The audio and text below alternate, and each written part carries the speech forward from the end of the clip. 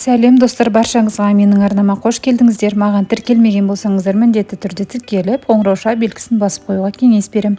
Ал бүгін біз сіздермен үй жағдайындағы палау жасап үйренетін боламыз. Ең алдымен қазанға май құйып, жақсылап қыздырып, етімізді салып қуырамыз. Еттің суы тартылып, әбден қуырылып болғаннан кейін ірілеп туралған сәбіз бен пиязды салып қуырамыз.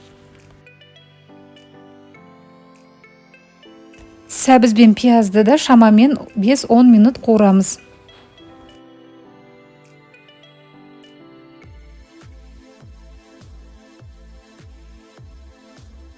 Осы кезде тұз саламыз, және сіздерде өз қалауларыңызша кез келген дәмдеуіштер қоссаңыздар болады. Мен бірақ басқа ешқандай да дәмдеуіштері қоспай жасаймын. Барлығы қуырылып болғаннан кейін қазандағы заттарымыз, яғни етіміз, сәбізіміз бататындай су құятын боламыз.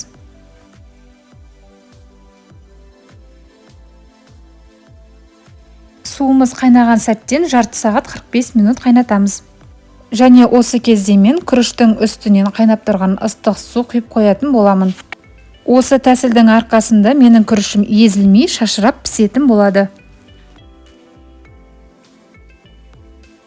Одан кейін күрішімізді бірнеше рет қайтара суық сумен жуып, қайнап тұрған қазанға саламыз. Қазанға салған күрішті міндетті түрде араластырамыз, сонда барлығы біркелкі пісетін болады.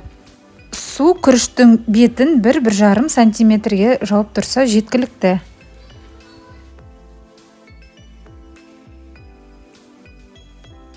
Араластырғаннан кейін қазанның қақпағын жауып, қайнағанын күтеміз. Бұл кезде астындағы от максималды жанып тұру қажет. Қазан қайнағаннан кейін күріштің әр жерін кішкене араластырамыз.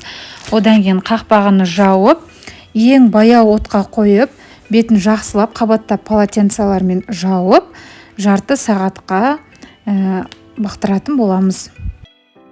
Мінекей, осымен біздің күріш тағамыз, яғни палауымыз дайын.